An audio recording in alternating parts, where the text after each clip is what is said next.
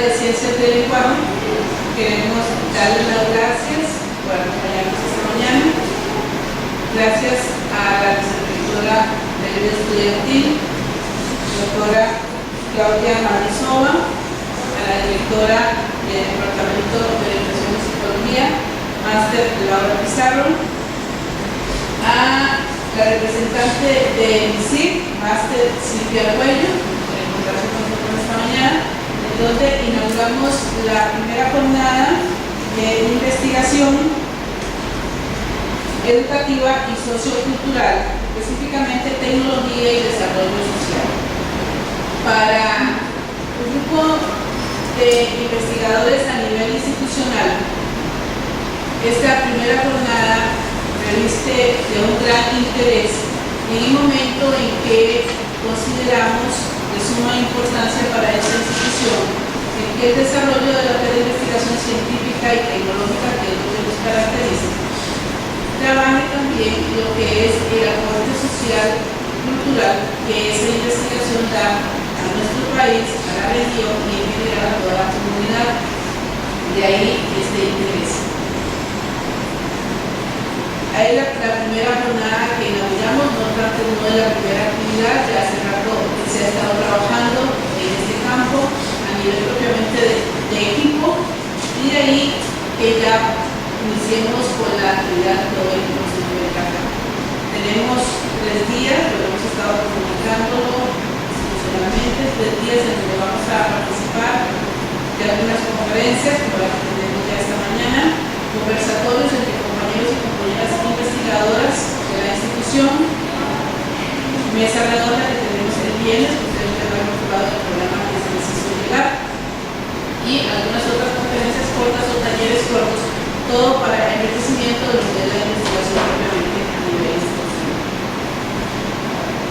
Sin más el preámbulo, ustedes pueden haber visto también que el lema de esta primera jornada de este grupo es básicamente tecnología con rostro humano, porque consideramos que definitivamente toda investigación que se haga en cualquiera de los campos siempre va a ir en beneficio de lo que somos los seres humanos. De ello el interés precisamente de esta primera jornada. Le cedemos la palabra a la vicerrectora de vida estudiantil, doña Claudia Marisova, no sin antes, disculpar la ausencia de nosotros los vicerrectores, ingeniero Luis Paulino Méndez de la Secretaría de Docencia, se justificó porque en este momento está en sesión de Consejo Institucional, y el vicerrector de investigación también porque está convocado a la reunión escolar de la subempresa. Buenos días, principal, Ana Silvia, nos acompaña hoy y vamos a dar una primera charla. Compañeros y compañeras de TEC que nos acompañan en esta primera jornada de la investigación educativa y sociocultural denominada tecnología y sociedad. La actividad que se llevará a cabo desde hoy hasta el día de viernes es la culminación de un arduo trabajo de un grupo de personas de diferentes departamentos académicos y administrativos de nuestra institución, liderados por la doctora Graciela Mesa del Departamento de Orientación y Psicología, quienes desde septiembre del 2010 como Comisión Interdepartamental de Investigación Educativa y Sociocultural se dieron la tarea formalizar a nivel institucional la investigación educativa y sociocultural.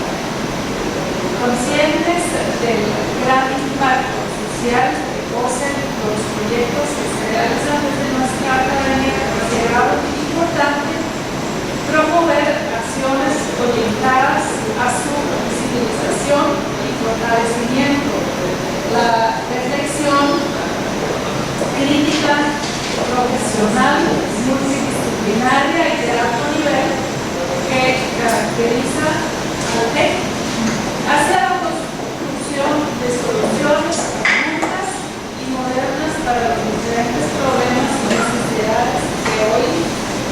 ciencia ajena a nuestro país y se llevó la tarea de someter a discusión el tema de la relevancia de la cooperación entre la tecnología y el desarrollo social, así como el compromiso de nuestra institución con el desarrollo social por medio del desarrollo tecnológico. La investigación educativa y sociocultural que se ha venido desarrollando en el TEC a lo largo de su historia se podría clasificar en dos grandes áreas. La interna es aquella investigación que obedece fundamentalmente a las necesidades internas de la institución de contar con insumos específicos que sirvan de base para la toma de decisiones académicas o bien para retroalimentar los programas de las escuelas o departamentos que tienen a su cargo. Y la externa, que se refiere a la investigación educativa, social y cultural, que el TEC está llamando a realizar por el cumplimiento de sus fines y principios en respuesta a las necesidades y demandas que la sociedad y las diferentes disciplinas científicas representan para contribuir al desarrollo de la ciencia y la tecnología, así como el mejoramiento de la calidad de vida de la sociedad costarricense.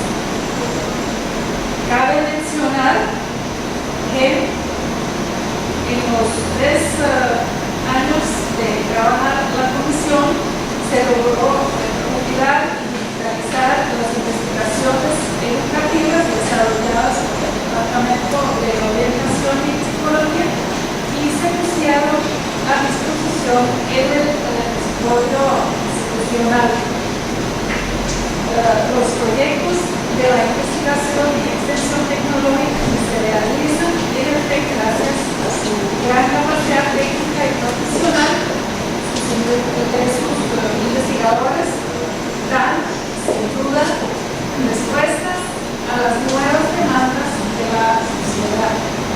Sin embargo, hace falta explicar aquellos elementos de orden social, educativo y cultural que se encuentran implícitos en estos proyectos, por cuanto estos resultan fundamentales para el óptimo aprovechamiento de sus resultados en congruencia con el compromiso social de nuestra institución.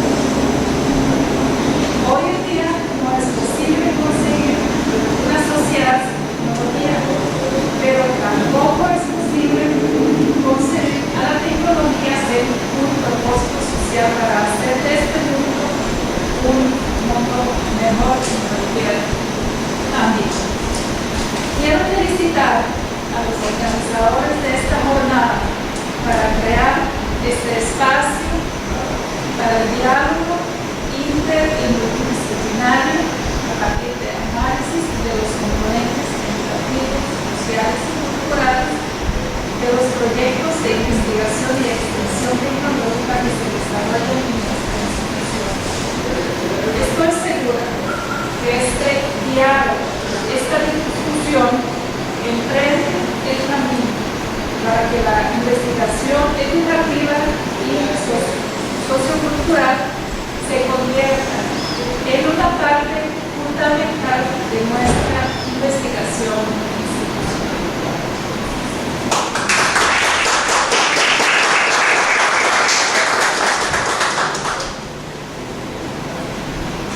Gracias a doña Claudia por esas palabras tan motivadoras. Tenemos a continuación el acto cultural, también por uno de nuestros compañeros de la disertación, compañero Diego Monge, licenciado en música, quien tiene a cargo también el grupo de guitarras de la institución. Diego nos va a participar del arte que él ejecuta tan bellamente con 2 piezas. Le damos un aplauso a Diego.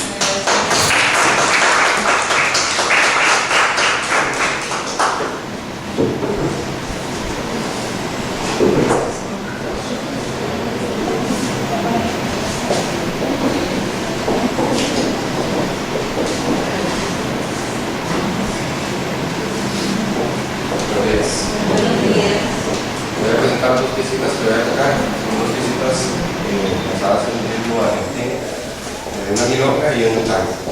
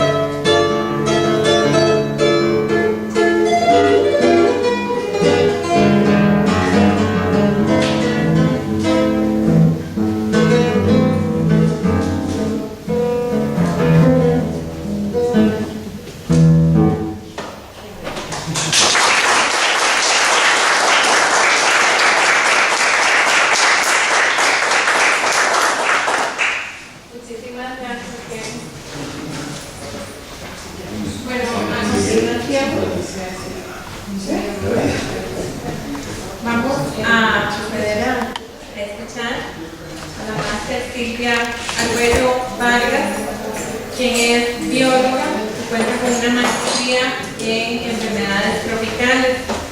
Silvia se ha desempeñado como investigadora en el Instituto Regional de Estudios en Sustancias Tóxicas de la Universidad Nacional.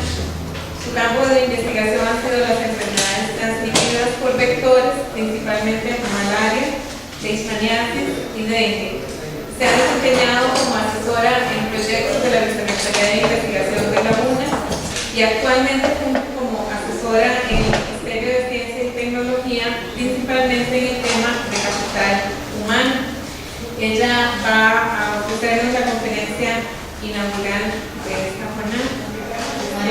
Muchas gracias por estar con nosotros. Buenos días, voy a correr esto muy bien. Sí.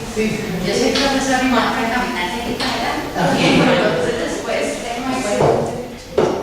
Primero que nada, muchas gracias por invitar a MISIC y personalmente para mí también es muy grato poder estar en un espacio como este académico, ¿verdad? Como les decía Graciela, yo soy académica de la Universidad Nacional, estoy ahorita apoyando al MISIC con un permiso, pero siempre tiene uno, ¿verdad?, el gusanito de la academia, no podemos dejar de lado. Entonces para mí es muy importante poder compartir en estos espacios. Y sobre todo en un espacio como este, ¿verdad?, que pretende unir lo que es la investigación dura, que llamamos, ¿verdad?, con la parte social, ¿verdad? Muchas veces, hablando personalmente, ¿verdad?, los investigadores dejamos de lado la importancia de las investigaciones que estamos haciendo. Esa importancia es que sirven para algo en la sociedad, ¿verdad? Y no es publicar por publicar y tener cientos de publicaciones al año, donde la publicación, qué bien, porque sirve para dar a conocer, ¿verdad?, lo que se está haciendo y cuáles son los hallazgos, pero lo más importante es que llegue a la población en la primera, ¿verdad?, y que de verdad tenga un impacto en lo que estamos haciendo. Como les dijo Graciela también, yo soy bióloga. Mi especialidad no son las tecnologías, sin embargo las tecnologías van de la mano con lo que yo he hecho de investigación y lo que estoy haciendo ahorita en el CIT también. Entonces, en la presentación vamos a ver mucha parte de la tecnología que además fue apoyada por el director de tecnologías digitales, y a pesar de que no es mi área de expertise, pues de ministerio aprendemos mucho sobre tecnología también, ¿verdad?, que estemos hablando. Entonces, yo les voy a hablar un poco sobre la multidisciplinariedad como vehículo de descubrimiento en el siglo XXI. Siempre nos gusta a nosotros en el MISIC empezar con alguna frase que nos haga reflexionar sobre el tema que vamos a tratar. Y algo muy importante, ¿verdad?, es que en la ciencia no se basa tanto en la acumulación de hechos per se, sino en el descubrir nuevas formas de pensar sobre ello. Y otra cosa muy importante que no podemos dejar de lado, la ética, ¿verdad?, la ética y la ciencia que deben de estar de la mano, deben de ir de la mano. ¿Cuáles son los retos humanos del presente? Bueno, como les dije al principio, la ciencia y la tecnología funcionan como plataformas que se levantan a sí mismas, ¿verdad? Ahora muchas de las investigaciones están apoyadas por tecnologías. Por ejemplo, digamos, yo les voy a hablar un poco de mi área de expertise, ¿verdad? Yo trabajo con enfermedades transmitidas por vectores, por mosquitos, por moscos, por garrapatas, ¿verdad? Y para eso utilizamos tecnologías y equipo de laboratorio, ¿verdad?, de punta, pero también utilizamos otras tecnologías. Por ejemplo, hacemos modelos predictivos o predictivos para la distribución de una enfermedad, por ejemplo, a nivel nacional. Entonces, puedes hacer a nivel regional, ¿verdad?, los problemas resueltos hoy sugieren preguntas más complejas para el mañana, ¿verdad? Entonces, vamos descubriendo y vamos dando respuesta a algunos problemas, pero esas respuestas nos llevan a problemas más complejos o preguntas más complejas. Y el ámbito, por supuesto, de ellos incluye el ser humano. ¿Cuál es la imagen que tenemos ahora de un científico? ¿Cuál es la imagen popular de un científico? O del quehacer del científico. todavía se rige por siglos disciplinarios y entonces encontramos lo que es el bárbaro especialista que le hemos llamado. ¿Quién es ese? Gracias a la señora. Gracias.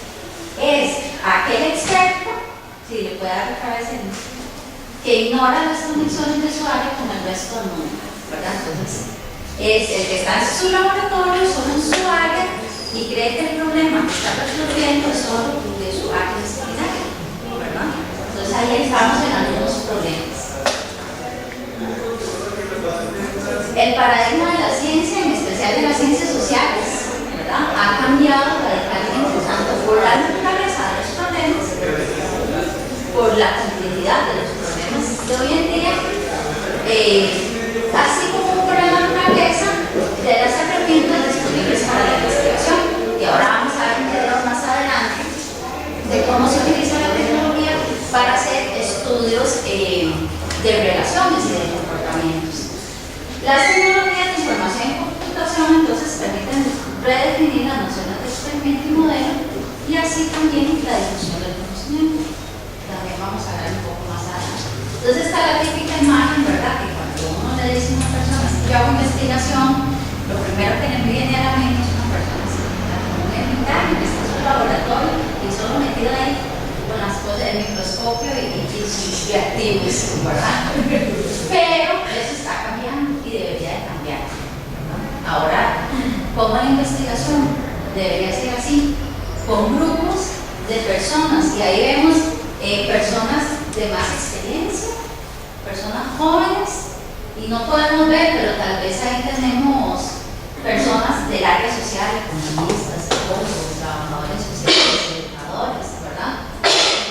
Y personas de las ciencias más duras, ingenieros, químicos, biólogos, ¿verdad? Entonces, así es como deberíamos ver ahorita los problemas y trabajar en las universidades, dentro de las universidades, y lo digo por experiencia, ¿verdad? Nosotros no sabemos ni siquiera qué está haciendo la unidad académica de la par, ¿verdad? Y muchas veces en un país tan pequeño, en las universidades tan pequeñas de nosotros, con tan poquitos recursos, se está haciendo lo mismo que no damos cuenta, ¿verdad? Entonces, eso es muy importante. ¿Cuáles serían entonces las características del científico moderno? Que uno esperaría que un científico ya no sea que era el instante que vemos ahí en la imagen, sino que es lo que debería de tener ahora. Gracias. Vamos a tener que estar ahí. Debe ser versátil, capaz de aprender, ¿verdad? A veces cuando uno está en el campo de la investigación, toca con gente que cree que ya tiene muchos años de estar en el tema, ya no tiene nada más que aprender y está totalmente equivocado, ¿verdad? Y mucho menos con las tecnologías que tenemos ahora. Aprender y reaprender, ¿verdad? Es importantísimo. Ahora los niños tenemos que también buscar cómo hacer que ellos tengan esos modelos también, a saber aprender, a saber reaprender, y muy importante es aprender, ¿verdad? Búsqueda constante de una lengua común con otras disciplinas, ¿verdad? Eso está muy importantísimo. A veces nos vamos a dar una charla, ¿verdad? Generalmente químicos, biotecnólogos dan una charla y se les olvida para quién está dando la charla, ¿verdad? Entonces nadie entendió nada. Así pasa cuando trabajamos en conjunto. Tenemos que trabajar todos con el mismo idioma, ¿verdad? Y entender todos hacia dónde vamos, sin temor a reconocer que no somos expertos en las áreas, y por rigurosidad científica, pero sabiendo que vamos hacia cubrir necesidades sociales. ¿Cómo son los problemas científicos modernos? Bueno, primero que todos son transversales. ¿Qué significa eso? Su solución trasciende fronteras geográficas, ¿verdad? Nos vamos a olvidar, habrá cosas muy puntuales que tenemos que resolver para Costa Rica, por ejemplo, para un área delimitada, pero muchos de los problemas que tenemos que resolver ahora trascienden las fronteras. respuestos. ¿Verdad? Tenemos que pensar ahora, la ciencia básica es muy importante porque lo que yo hago en la ciencia básica ahorita, en 20 años podrá tener una aplicación, pero no nos podemos olvidar, ¿verdad?, que nosotros hacemos ciencia para resolver algunas necesidades sociales.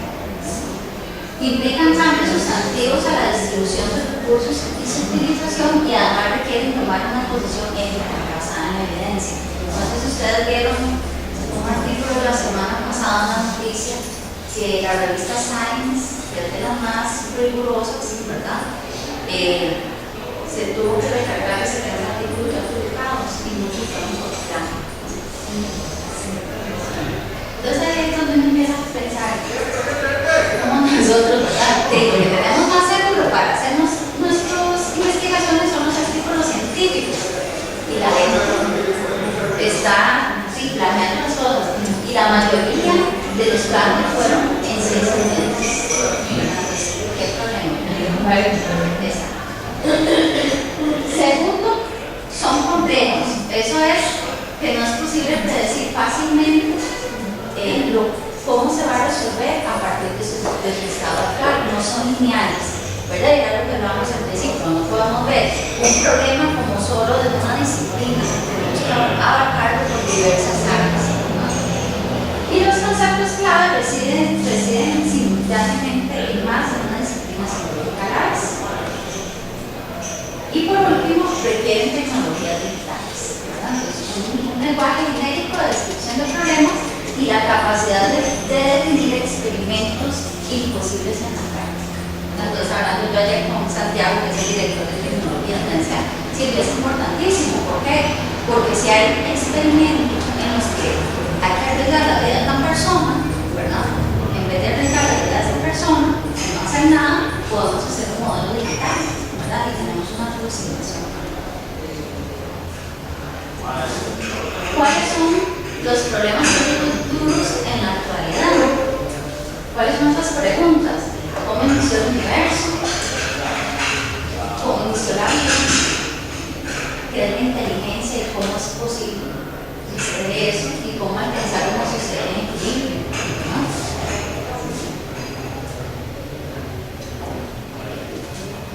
¿Cómo inició el universo? Ya que no es solo física, ¿verdad? Sino deberíamos de tener trabajando un grupo de expertos, física, matemática, filosofía, computación.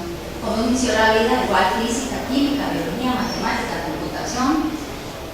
En la inteligencia, además de biología, química, medicina, sociología, economía, psicología, ¿no? ¿Cómo alcanzar una sociedad de equilibrio? Matemática, sociología, psicología, ¿no?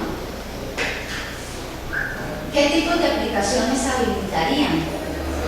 ¿Cómo inició el universo? Podría ser identificar y controlar mejores mecanismos de producción de la energía, ¿verdad? Cuando yo resuelva esta pregunta, puedo pensar en eso, ¿no? Cuando yo resuelva cómo inició la vida, puedo construir organismos sintéticos totalmente artificiales. ¿Qué es inteligencia? Identificar patrones de comportamiento individuales para predecir mercados, hablando más en la parte económica. ¿Y cómo alcanzar una sociedad de equilibrio? Entonces, generar modelos de crecimiento urbanos sostenibles. ¿Cuáles son las implicaciones éticas? ¿Qué protocolos debo de seguir, ¿no?, para el acceso a esa energía? ¿Hasta dónde es ético manipular las formas de vida? ¿No? ¿Cómo evitar la manipulación social? ¿Y cómo resolver esa transición?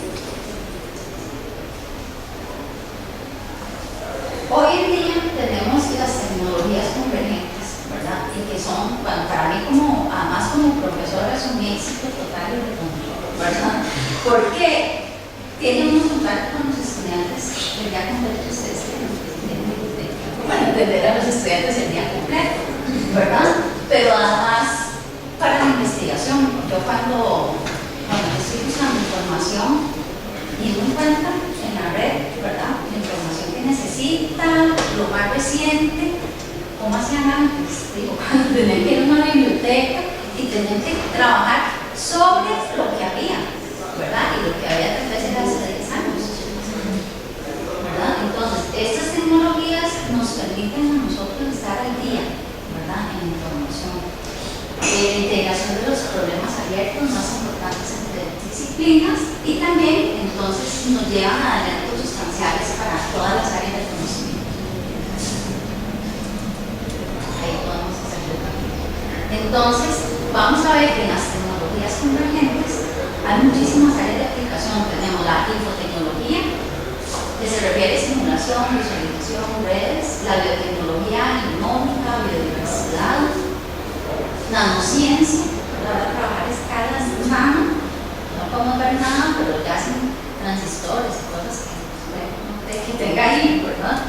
Nanomateriales, nanotecnología, la fonósfera, inteligencia artificial, aprendizaje mecánico, y todo esto debería ir de la mano con la innovación, ¿verdad? Innovación, que es ser emprendedor, darle un valor agregado a lo que yo estoy haciendo, a una agenda social de inclusión, de tener un propósito, ¿verdad? Lo que yo estoy haciendo, y además con el ambiente, porque no lo podemos dejar de lado, ¿verdad? Tenemos una política de carbono neutral, pues hay que ir a esa meta que es el carbono neutral, a la eficiencia energética. En el caso de las tecnologías digitales es súper interesante. Yo no conocía tanto al fondo de las tecnologías, pues tampoco todavía conozco tantísimo, pero se aprende muchísimo en el sitio.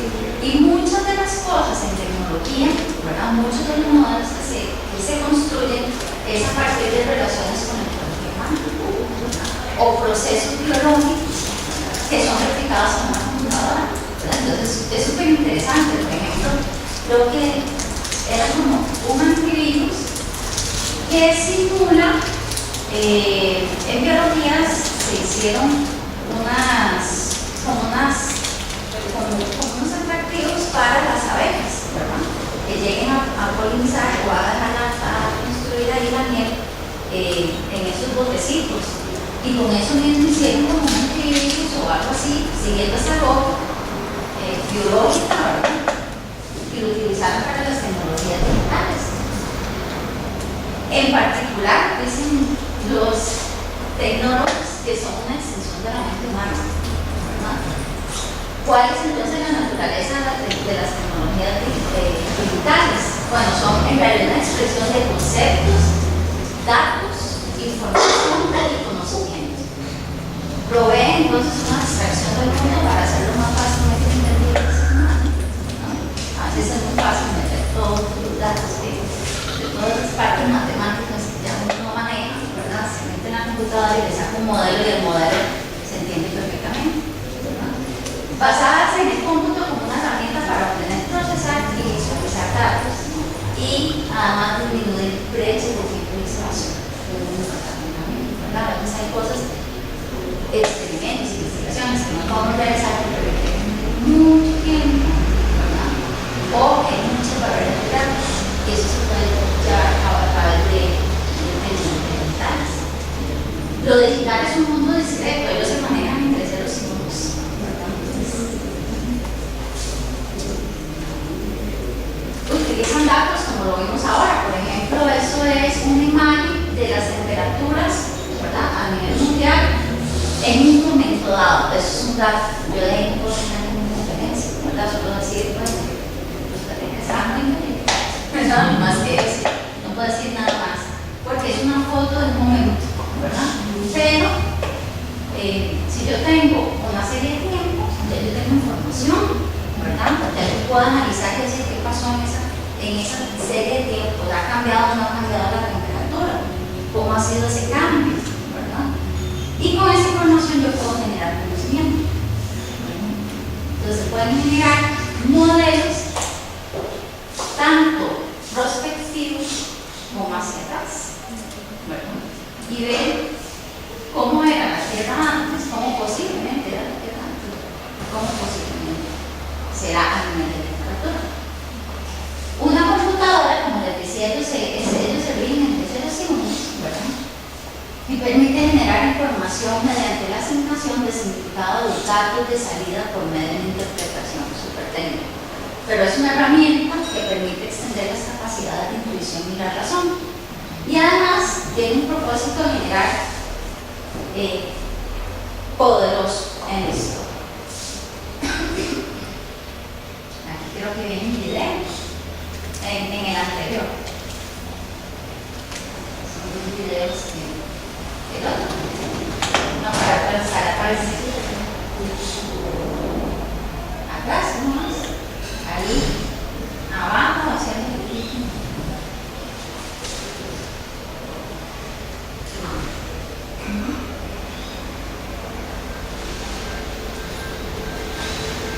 Este video trata de un dispositivo que se generó 100 años antes de Cristo, pero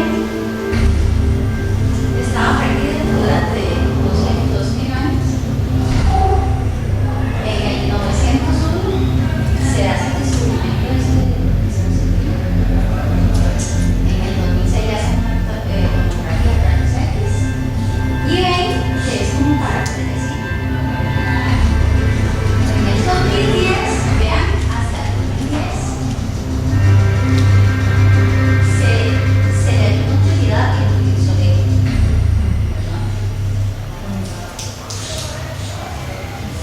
y después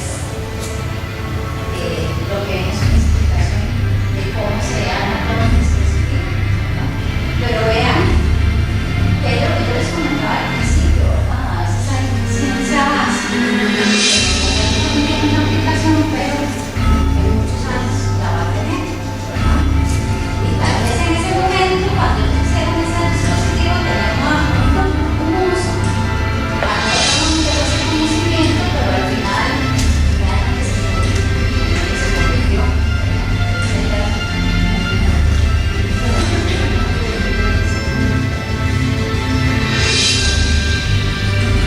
Es simplemente cómo funciona el mecanismo.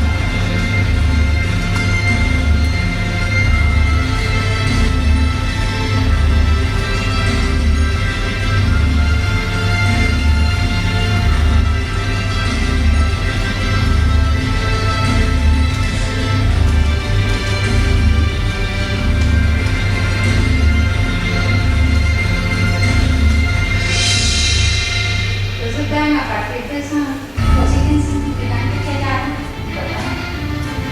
Las cosas que se pudieron crear. Y el siguiente video es muy interesante. Ese video de la Segunda Guerra Mundial. Esas mujeres, bueno, lo que está ahí es una computadora, ¿verdad? Sí. Y quienes programaban esa computadora eran mujeres, ¿verdad? Fuimos las primeras programadoras. De hecho, la primera programadora es una mujer en el siglo XIX. Todo es posible que nosotros, ahora, no entiendo yo qué pasa, ¿verdad? Sí, exacto, y además ninguna mujer quiere estudiar nada que tenga que ver con matemática, ¿verdad? Y ya discutieron cómo es esta idea que las mujeres no sirven para las matemáticas. Y ellas llevan toda la parte estratégica. Entonces me cuenta Santiago que ellos lo que hacían ahí era programar una bomba de dron. Las armas, eso es lo que estaban haciendo, programando las armas que iban a usar los hombres que estaban en el campo. Entonces uno las ve ahí súper concentradas, ¿verdad? Porque tenían que hacer todos los cálculos matemáticos a tiempo, ¿verdad? Y luego ingresar todas esas fórmulas en la computadora con esas tarjetas. Esa era la forma en que programaban.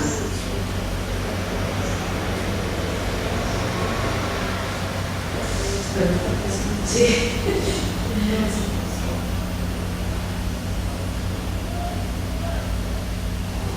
Entonces, ¿qué nos pasó? di cuenta que el camino no era los mejores, ¿se acuerdan de tu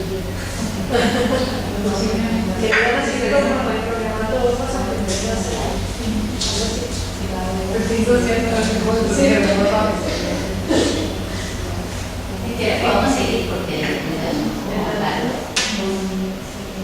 Entonces, ¿por qué la computadora se ha difundido tan rápidamente? Yo creo que no podemos hablar mucho de eso, pero primero es porque resuelve problemas cada vez más complejos y críticos rápidamente, ¿verdad? Una gran capacidad. Se ha disminuido mucho el costo, ¿verdad? De las computadoras, facilidad de uso y creación de software. El software es importantísimo porque sin eso la computadora no funciona. Y la interconexión entre computadoras, ¿verdad? Que viene a dar con el desarrollo de una serie de servicios, una comunidad de servicios, y de eso vamos a hablar ahorita más adelante. Entonces hay una nueva brecha, una nueva forma de brecha digital. El concepto de brecha digital al principio era como, bueno, los que tienen y no tienen tecnología, pero es que no solo si tienen o no tienen, es si saben usarla o no, ¿verdad? Y además de saberla usar, utilizar todo el potencial que tiene. Entonces hay como 3 niveles en esa brecha digital, ¿verdad?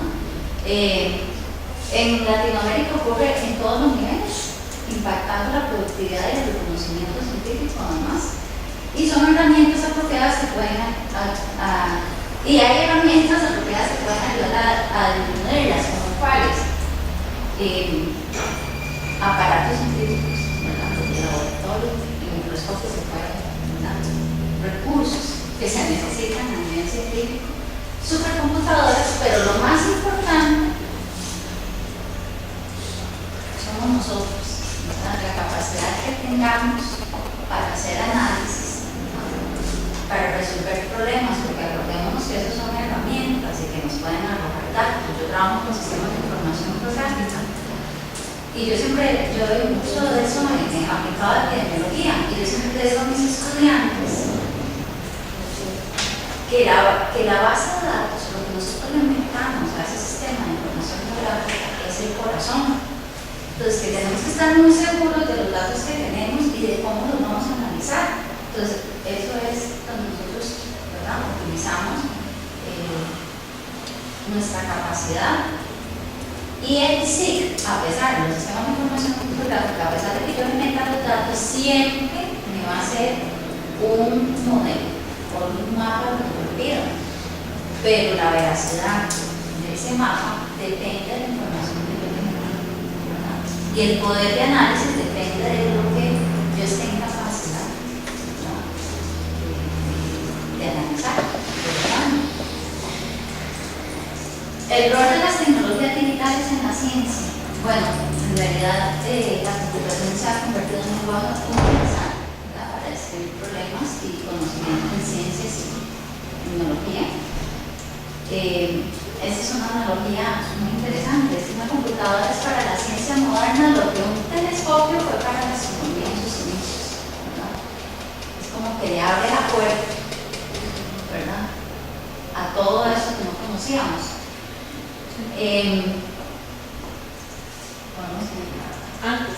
No, en esa, pero hay que hacerle el repito para que aparezca. La siguiente, porque esa ya es allá.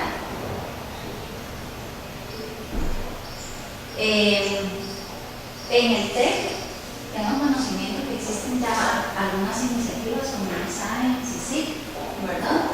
En la parte de supercómputo, de la línea de tecnología y ciencia, ¿verdad?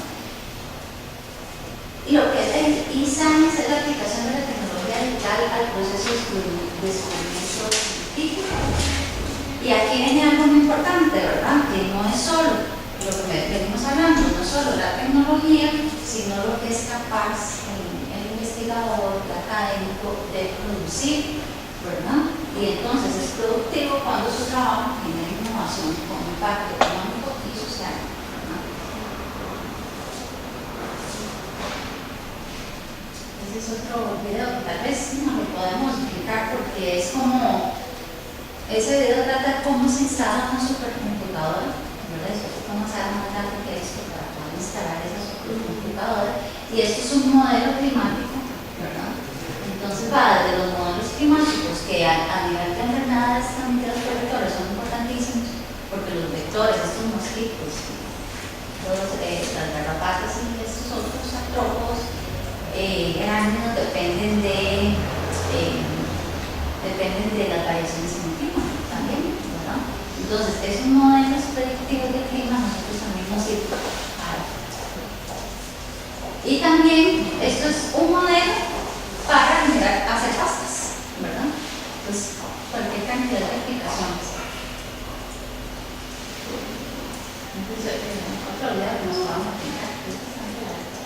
Y luego viene el concepto de redes avanzadas, que esta es la parte de interconexión, que es muy importante, y nosotros tenemos un recurso en el CONAC, ¿verdad? Al que nos cuesta sacar el mayor provecho. La Internet es una red comercial y se creó para investigar y principalmente para las acciones militares, ¿verdad? Pero se ha saturado. Cuando fue avanzando el conocimiento y se fue utilizando para otras aplicaciones, ¿verdad? Para Latinoamérica, entonces, la red CLAC provee acceso a redes de investigación, supercomputadoras y equipos científicos de alto nivel. Imagínense la cantidad de información que podemos obtener nosotros de alto nivel, además. Entonces, esto es una comparación de qué es lo que tenemos ahora en Costa Rica. Eso es Costa Rica con el ancho de banda que tenemos ahorita, que son 4 megabits. Aquí es Suecia. Nosotros estamos utilizando eso, pero tenemos la capacidad para eso. Pero podríamos tener la capacidad para esto. Y aquí lo que nos representa es la interconexión que hay, ¿verdad? A nivel de continentes y de países. Entre más ancho es la conexión, es mejor. Vean Estados Unidos, totalmente interconectado, ¿verdad? Vean Centroamérica. ¿De qué nos estamos perdiendo? Pues entonces,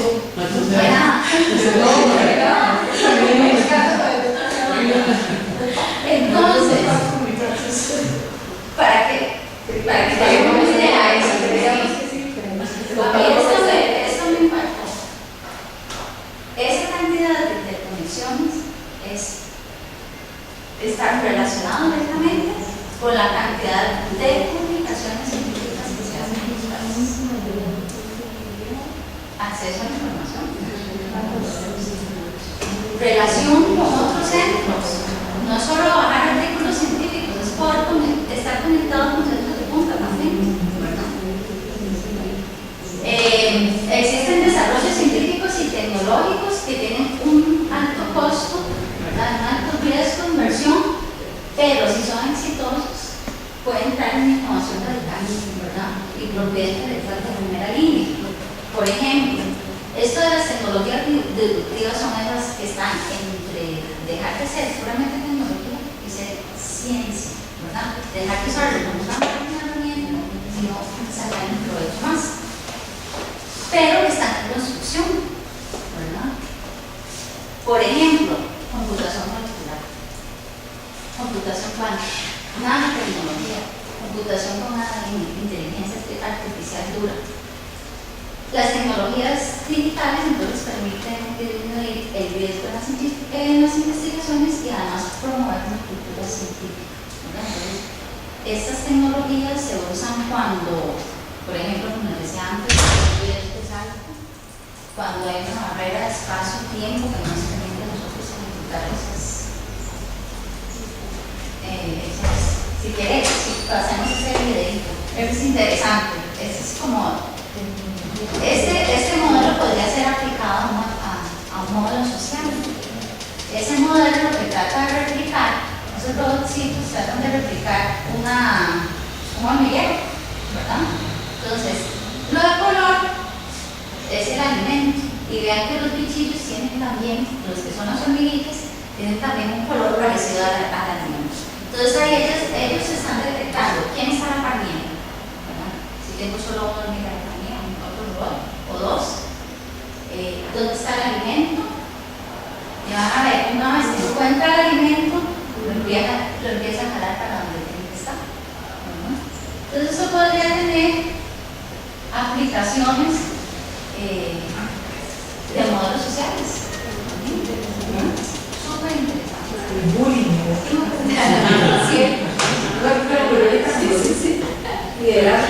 Sí. Imagínense las aplicaciones. Estamos en Guinea. Sería que tenemos políticas sociales. El SIDA, por ejemplo, ¿cómo se transmite? Sí, por ejemplo, son las conexiones mucho que son. Ay, sí, qué bueno. ¿Qué más? Podemos hacer como podemos hacer integración Alguien lo puedes hacer dos pilares. Y ahora no te grabo. Ocupamos a un programador que nos ayude. Bueno, aquí está la solución. Ven. La última.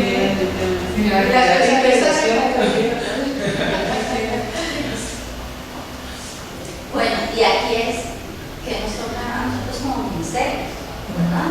Y esto está dando muchas vueltas también en pláticas que tenemos con el ministro y con el viceministro, porque el ministerio, don Alejandro siempre nos ha dicho que el papel de nosotros es articular, inspirar, ¿verdad? Y por supuesto la parte de proveer recursos que ahorita estamos, ¿verdad? Haciendo y somos el ministerio que tiene menos recursos y menos presupuesto, ¿verdad? Pero De cultura tienes. no, cultura es enorme. Cultura es bastante comparado con los que Entonces, ya me salió el tema. Ya me salió el tema, pero en abril se nos sacaron fondos de incentivos, que es la forma en la que nosotros apoyamos todas las iniciativas de ciencia. en abril. Y hace 2 meses se nos acabó Propime, que es la forma en que se apoyan las pequeñas y medianas empresas, ¿verdad? Entonces, no tenemos presupuesto, de verdad. Esperar el otro año a ver si en la asamblea no nos reportan más. El rol del MISID entonces es inspirar y articular, ¿verdad? Sobre todo ahora que no tenemos los recursos. Pero hemos hecho muchas cosas, ¿verdad? Sin necesidad de tener, claro, si tuviéramos recursos genial, pero si hemos podido identificar, tal vez porque ahorita hay un momento en el que el ministerio y mucha gente que viene de academia, ¿verdad?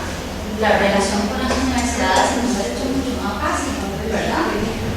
Y todo el mundo nos dice, desde las universidades, es que ahora nosotros sentimos que el ministerio está más cerca de nosotros, o nosotros más cerca del ministerio, o sea. Y también hay una buena relación con las industrias, ¿verdad? Por ejemplo, entonces hemos logrado hacer algunos ahí match, ¿verdad? Entre empresas y centros de investigación en las universidades, y no somos nosotros los que damos los recursos, pero las empresas sí tienen, ¿verdad? Y si ellas necesitan un producto, las universidades necesitan organizar los equipos, bienvenidos sean, ¿verdad? Entonces el rol de nosotros es acelerar la ciencia y la tecnología por medio del fortalecimiento y la promoción de nuevas y mejores prácticas y herramientas científicas. Entonces, a nivel de tecnologías, el MISID tiene una plataforma digital que en la primera parte trata de cultura y seguridad digital. Entonces aquí podemos meter los CESI, ¿verdad? Que son laboratorios de cómputo que hay a nivel regional. Son 254 que tienen un componente social muy grande. En la primera etapa se pensó solo como poner los laboratorios y esto porque todo tiene un proceso, ¿verdad? Ahora ya están las computadoras, ya están los administradores de esos CESI y ahora le estamos poniendo contenido. Contenido, y muchos de esos cursos están hablados con el servicio civil. Entonces, a las personas que ingresan gratuitamente a ese centro, ustedes vieran, me encantaría que fueran una de las entregas de diplomas de un curso básico de Excel, por ejemplo. Personas que tal vez ese es el primer certificado que dan en su vida, ¿verdad? La felicidad y lo que le puede cambiar la vida, no porque ese certificado le haya dado trabajo, sino por lo que significa para esa persona. Entonces tiene un componente social muy importante, ojalá que lo podamos seguir llevando como va. También tenemos en la parte de seguridad en CECIR, que es un programa que se encarga de la seguridad del gobierno. Aunque ustedes no lo crean, han habido ya ataques. ¿Y quién tiene que pagar eso? Es el MISIR. El MISIR, y coordinado con toda la parte de las otras instituciones, los bares en las otras instituciones.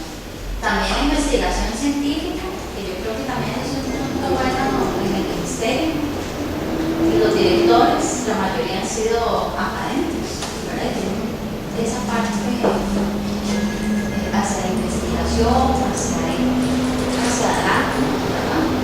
Y humanidad, es un proceso que está caminando. Ya esto salió que Franklin ya era la primera persona que salió con humanidad. No hay un montón de tiempo.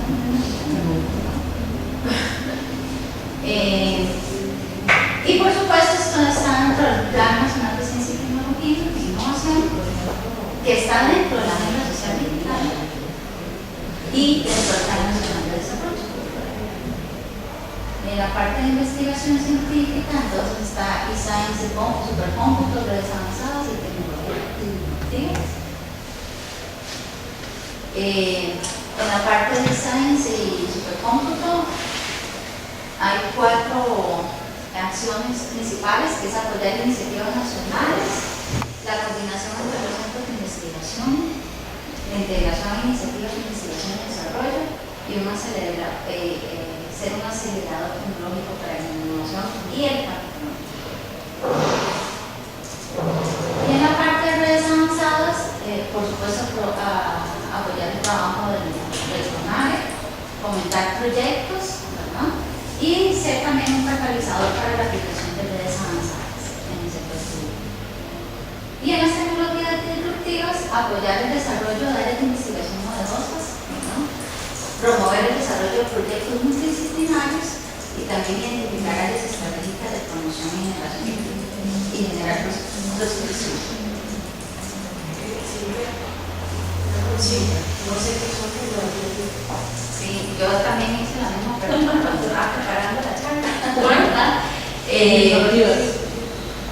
Y pedí que me dieran la definición más sencilla, ¿verdad? Para que todos entendamos. Entonces, lo que me dice a mí Santiago, si quieren nos podemos intentar. Bueno, el anterior. No, había una que explicaba sobre las tecnologías, pero no importa. Son tecnologías que deben de ser simplemente tecnología per se, sino que se utiliza ya para investigación, que ya es más ciencia, ¿verdad? Y como ejemplos, y que están todavía en construcción, y como ejemplo está toda la parte de comunicación de ADN, por ejemplo, y la parte de inteligencia artificial. Entonces, es la que ustedes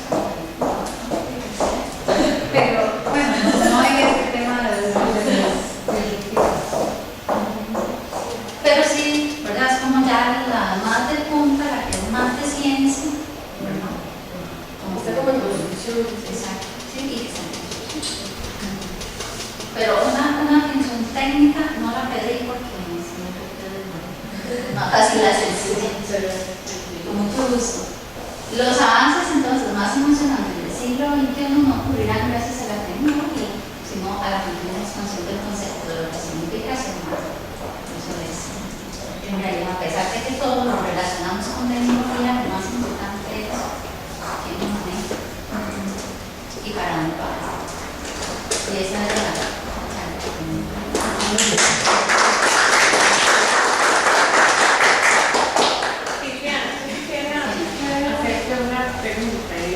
De que lo que motiva, digamos, el desarrollo de esta jornada es precisamente trabajar por la integración de esfuerzos multidisciplinarios para el desarrollo de una sociedad mejor para todos y todas a partir del desarrollo tecnológico, que es, digamos, pues, lo que ocupa fundamentalmente a nuestra universidad.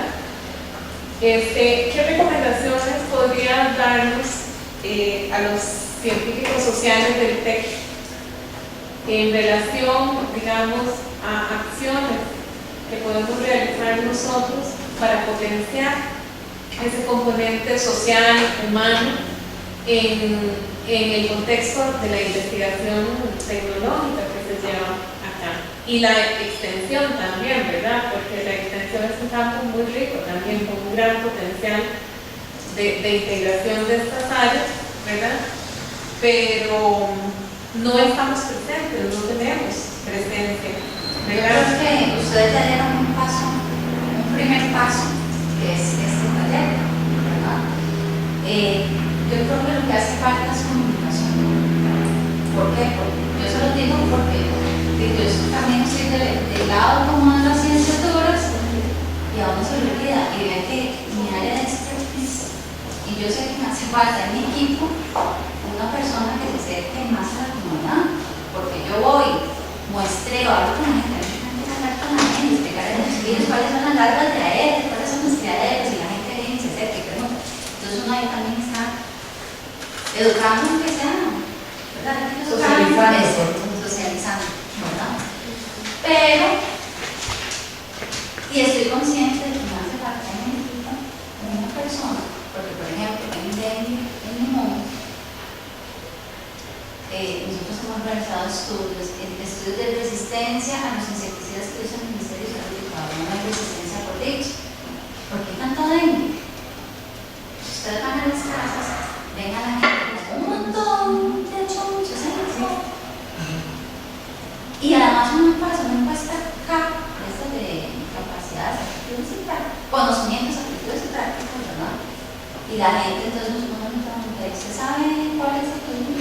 ¿Quién transmite el dengue? La malaria, ¿sí? Dicen quién es. ¿Cuáles son los criaderos? Sí, y hacen una lista de criaderos. ¿Cómo se elimina ese criadero? Sí, así.